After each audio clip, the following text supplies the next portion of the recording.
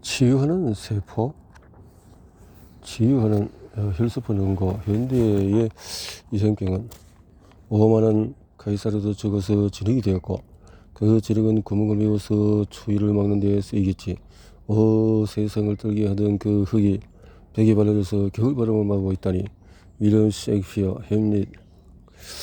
의과이나 간호사 또는 내가 보스턴에서 그늘 밤 환자의 치료를 막았다는 말은 제법 그럴싸하게 들을 것이다. 그러나 우리는 옆에서 도와서 본 또 치료를 막은 주역은 세포 조각이었다. 1881년 이탈리아 병리학자이자 현미학자인 줄리오 비초제로는 사람 앞이 아주 작은 세포 조각들이 있다는 것을 발견했다. 그의 눈에 보이지 않을 만큼 작고 부서진 조각들이었다. 그 뒤로 수십 년 동안의 혈액 환자들은 피에 떠다니는 이 조각들이 무엇인지 궁금했다. 1865년 독일의 현미경 해부학자 막스 실제는 그것을 가리 파편이라고 실제는 그것이 피가 엉긴 곳에서 발견되므로 혈구가 부서진 것이라고. 사람의 피를 깊이 연구하는 사람이라는 피의 과립을 연구하기 위해서 적극 근거하는 바이라고 썼다. 비초제로는 그것이 혈액의 특징적인 구성성을 알아차렸다. 최근 들어 몇몇 연구자는 적혈구나 백혈구의 별개로 이 입자가 늘 존재하는 것이 아닐까 추측해왔다. 이전의 연구자들 중에서 이 입자를 이용해서 살아있는 동물의 피순환을 관찰한 이가 아무도 없다는 사실이 놀랍다. 비초제로는 현미학자뿐 아니라 본업은 생리학자였다. 혈액에서 이 세포 조각을 관찰하자 그는 그것이 어떤 기능을 하는지 궁금해지기 시작했다. 그냥 파편일까? 즉 혈액이라는 붉은 바다에 떠다니는 쓰레기일까? 그는 토끼의 동맥을 바늘로 찔러서 그 상처 부위에 혈소판이 쌓이는 것을 관찰했다. 그는 이렇게 썼다. 혈류에 휩쓸려서 떠다니는 혈소판이 상처 부위에 다다르자마자 쌓인다. 처음에는 혈소판 2개나 3개, 6개만 보인다. 곧바로 수백 개로 늘어난다. 대개 그 사이에 백혈구도 몇 개 끼어 있다고는 한다. 조금씩 부피가 늘어나다가 곧 혈관 내부를 혈전이 채우고 혈의 흐름을 점점 방해를 한다. 혈소판은 생겨나는 방식부터 특이하다. 1900년대의 초 보스턴의 혈액학자 제임스 라이트는 벌써 세포를 보여주는 새로운 염색법을 개발했다. 초기의 달걀 모양의 흙이 서서히 펼쳐지면서 여러 엽으로 이루어진 핵으로 성숙하는 호중구, 또 빽빽하게 모여서 발달하는 적혈구 등 여러 종류 세포들 사이에서 세포학의 법칙을 부정하는 그런 세포를 하나 발견했는데 하나의 핵이 아닌 10개의 엽으로 이루어진 핵을 지닌 세포였다. 핵을 내용물을 복제하기는 하지만 세포 분열을 멈춘 즉 딸세포를 탄생시키지 않는 모세포에서 나온 데였다. 이 거대한 세포는 성숙한 뒤에 1000개의 조각으로 산산이 굳어지는 쪽을 선호했다. 실제로 라이트는 이 거대 핵세포를 계속 추적하여 그것이 마치 불꽃놀이를 하는 양 터지면서 작은 파편, 즉 혈소판 수천 개가 쏟아지는 것을 관찰했다. 이 초기 회복 연구 결과가 나오자 연구자들은 이 세포의 기능과 생리를 집중적으로 연구하기 시작했다. 비초제로가 관찰했듯이 혈소판은 피떡의 핵심 성분임이 드러났다. 상처 즉 터진 혈관에서 나오는 신호에 반응하여 혈소판은 상처 부위로 몰려들고 점점 더 많은 혈소판을 불러 모으는 양상이 진행되면서 출혈을 막는다. 즉 혈소판은 치유하는 세포 아니 더 정확히 말하면 세포 조각이다. 한편 연구자들은 혈액의 출혈을 멈추는 또 다른 체계가 있다는 것도 발견했다. 혈액에 있는 일련의 단백질들이 상처를 감지하여 빽빽하게 그물처럼 혈소판들을 올가며 엉긴 혈소판을 단단히 붙잡아 출혈을 막도록 도왔다. 연구자들은 혈소판의 기능을 망가뜨리는 따라서 피떡 형성을 방해하는 다양한 유전 장애를 조사함으로써 혈소판이 어떻게 상처를 감지하는지를 더 자세히 살폈다. 1924년에 핀란드의 혈액학자 에리크 폰 빌데브란트는 발트해의 올란도 제도에 사는 5살 소녀의 사례를 보고했다. 소녀의 피는 제대로 엉기지 않았다. 폰 빌데브란트는 그 집안 사람들 가운데서 비슷한 피떡 형성 장애가 있는 사람들이 몇 명 더 있다는 것과 그들이 모두 혈소판 기능에 지장을 주는 유전 질환을 앓고 있음을 알아냈다. 1971년에 마침내 연구자들은 범인을 찾아냈다. 이 질환을 앓는 이들은 피떡 형성에 핵심적인 단백질이 없거나 결함이 있었고 그 단백질에는 포함 빌레브란트를 기리는 차원에서 빌레브란트 인자라는 이름이 붙었다. 빌레브란트 인자는 혈액을 타고 돌아다니면서 혈관벽 세포리에 전략적으로 자리를 잡기도 한다. 혈관에 상처가 나면 이 인자가 밖으로 노출된다. 혈소포리는 VWF의 결합하는 수용체가 있기 때문에 상처를 혈관에 노출되면 감지가 가능하다. 그래야 혈소포는 상처 부위에 모이기 시작한다. 그러나 피떡 형성은 훨씬 더 복잡한 과정이다. 다친 세포에서 분비되는 단백질은 더 멀리까지 신호를 보내서 혈소포는 상처 부위로 불러오는 역할을 한다. 그러면서 피떡 형성 과정을 강화한다. 혈액에 떠다니는 응고인자들이 상처를 검출할 때 이용하는 감지기들은 더 있다. 이 방면으로 연쇄적인 변화가 촉발된다. 이 과정을 통해서 옅고 피브리노겐이라는 단백질이 피브린이라는 그물망을 이루는 단백질로 전환된다. 그물에 갇힌 고등어처럼 혈소파는 피브린 그물에 갇혀서 옅고 원숙한 피떡을 형성한다. 고델리는 상처를 막아서 항상성을 유지해야 하는 온갖 일들을 겪겠지만 현대인의 삶은 정반대의 문제를 일으킨다. 혈소파 활성이 너무 왕성해서 나타나는 현상들이다. 상처 치유 과정이 병리학적인 양상을 띈다는 뜻이다. 너프 피루라면 세포의 생리가 뒤집혀서 세포의 병리가 된다고 표현했을지도 모르겠다.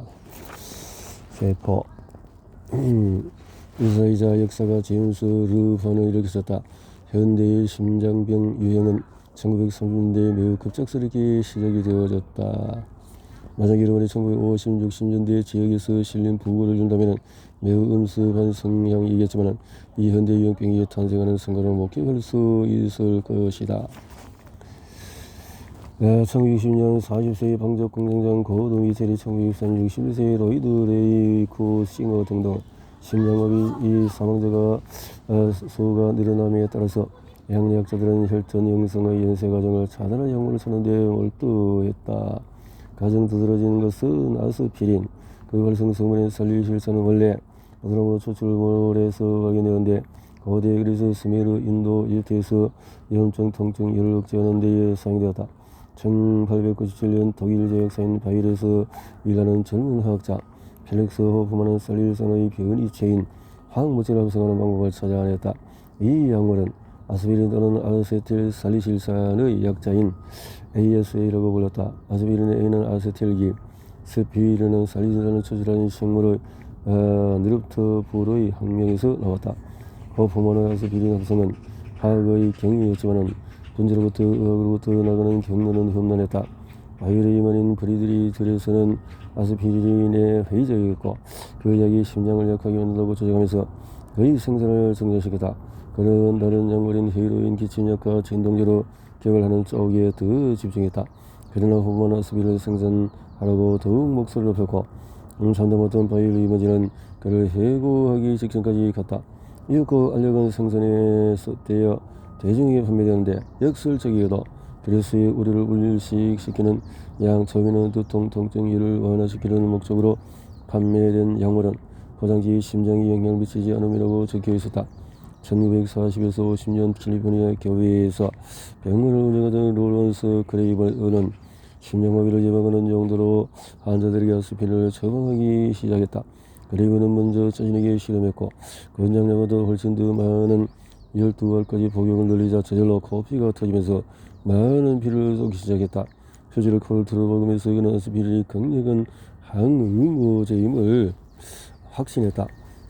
그레이버는 거의 8,000명의 아스피린을 처방했고 이후에 그는 그들의 심장마비 발병들이 뚜렷이 나지 않았다는 것을 알아차렸다.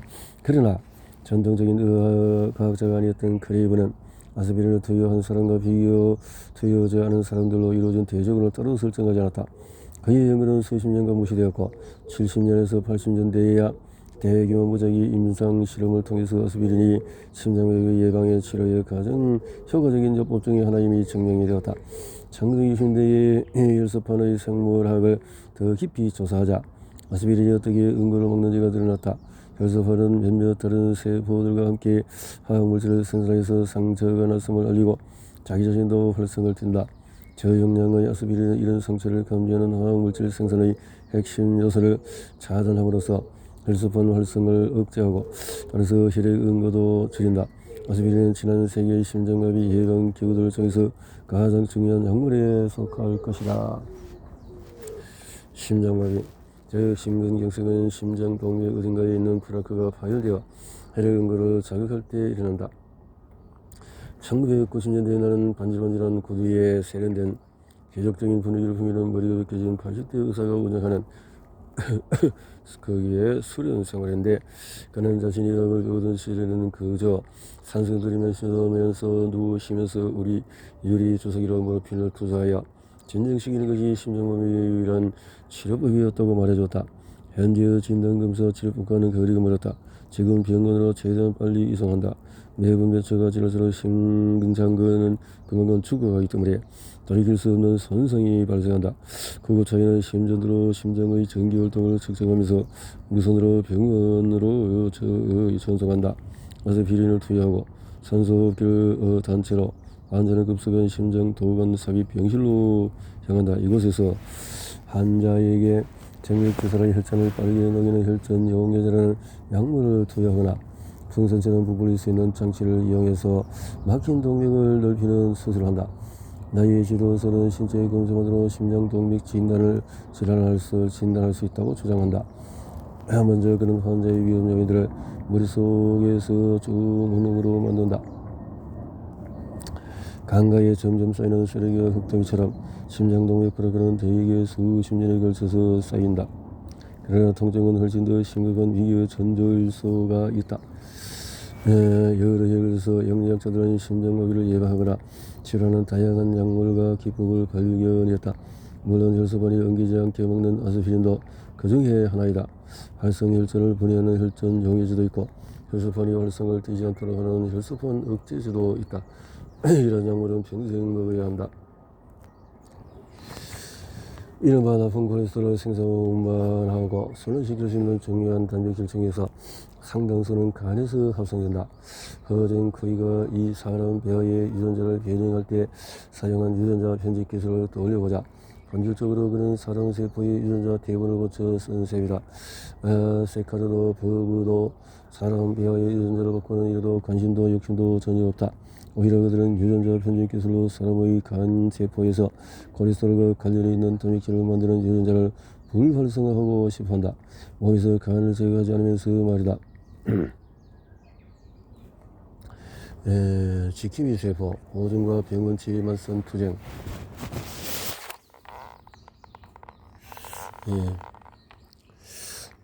1736년에 1736년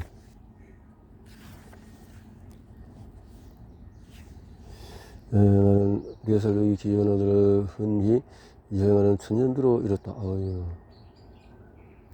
그 뒤로 떠나는 아들에게 접종하지 않았다는 사실을 몹시 후회했으며 지금도 여전히 그렇다. 벤저민 프랭클린.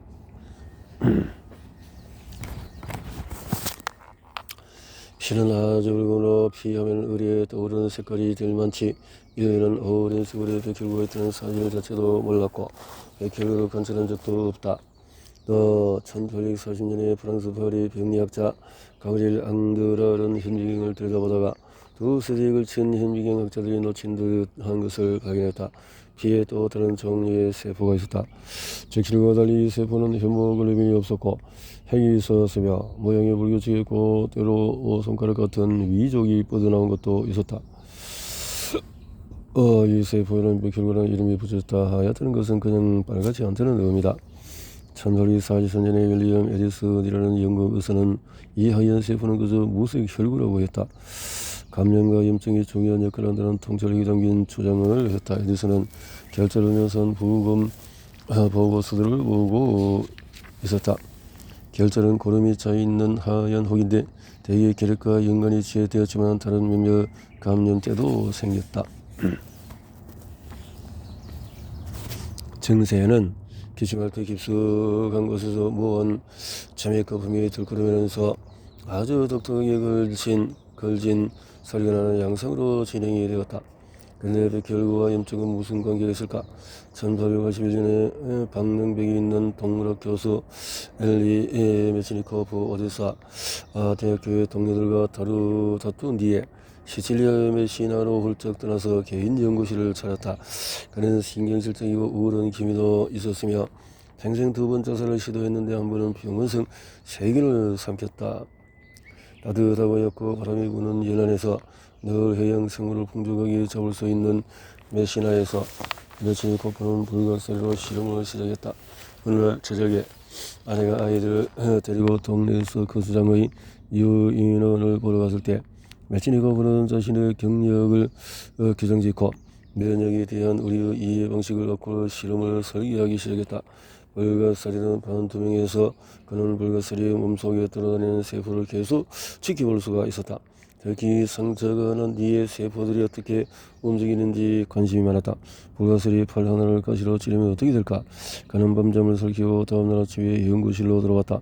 한 분이 이동하는 세포들 이 가시 저희로 바쁘게 몰려들었다.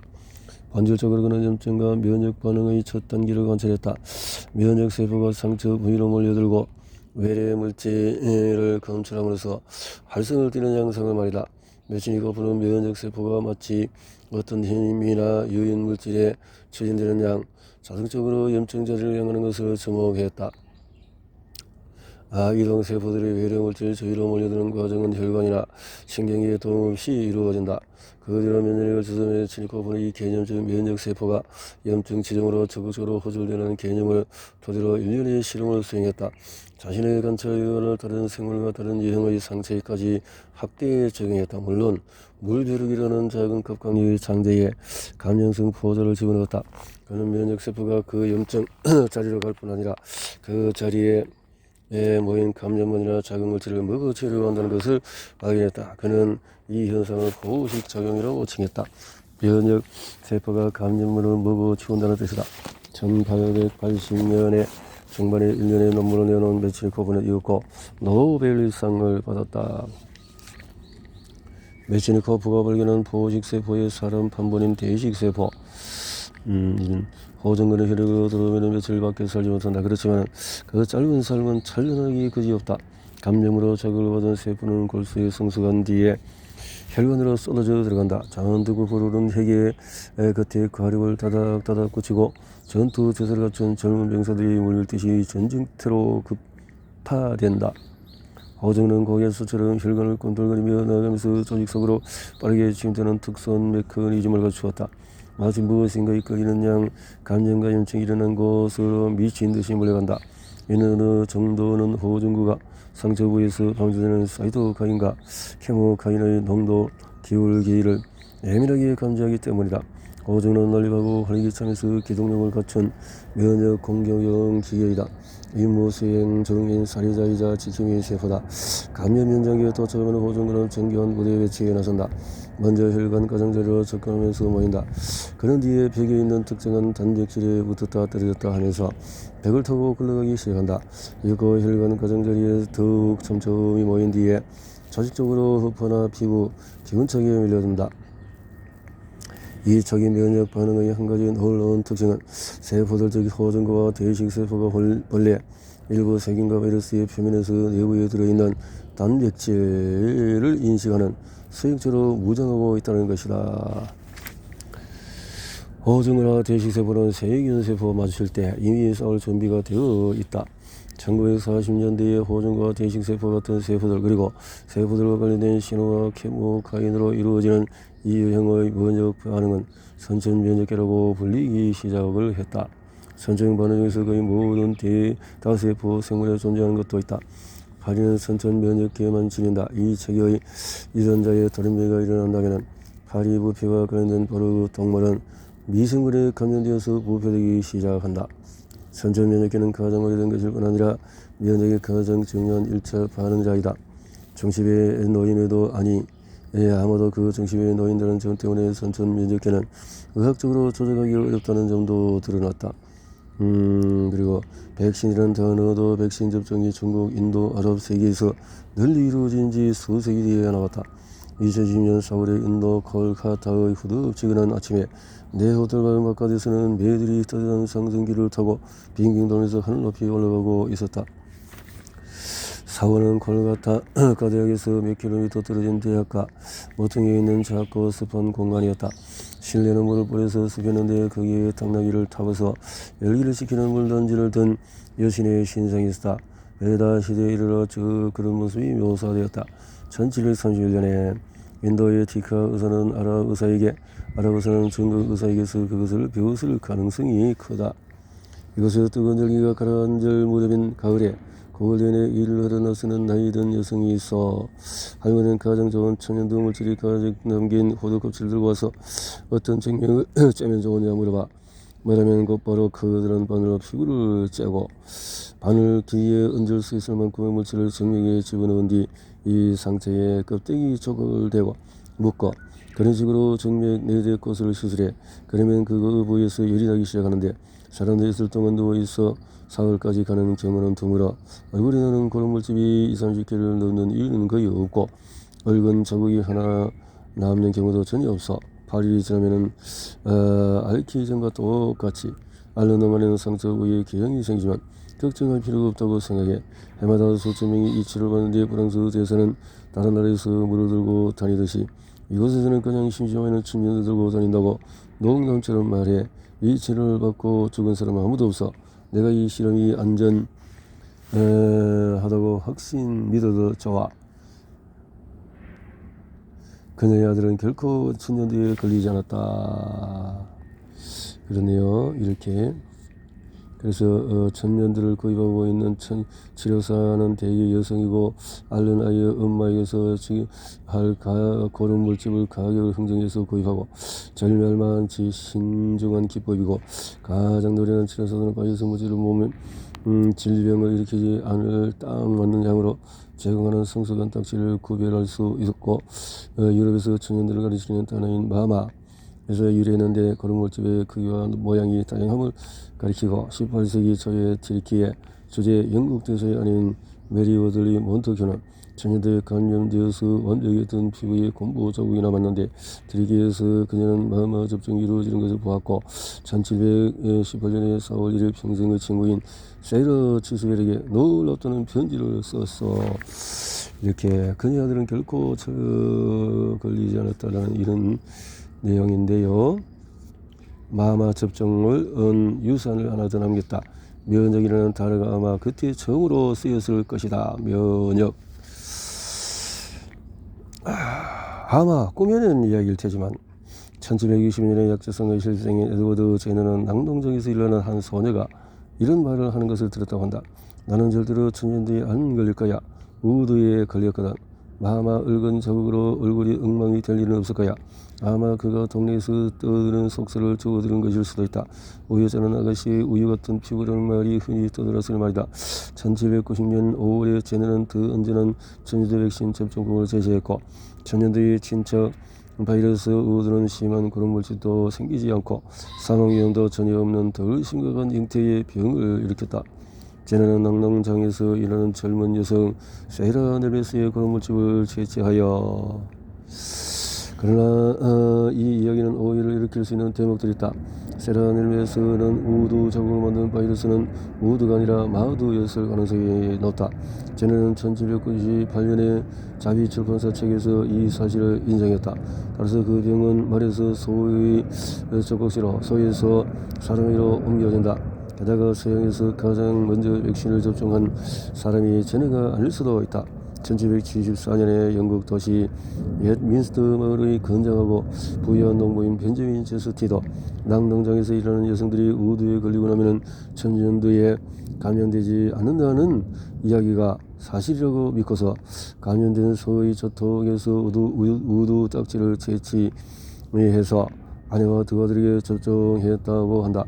제스티는 의사들과 과학자들에게 조롱 대상이 되었다. 그러나 그의 아들과 아이들은 천년두가 유행할 때 감염되지 않고 살아남았다. 어떻게 접종 면역을 일으켰을까? 특히 장기 면역은 몸에서 생성되는 몇몇 인자들은 감염을 막을 수 있을 뿐 아니라 여러 해에 걸쳐서 감염의 기억을 간직할 수 있는 것이 틀림이 없다. 세포가 백신 접종이 먼저 선천 면역기를 조정한다는 사실은 더 잘 알려있다.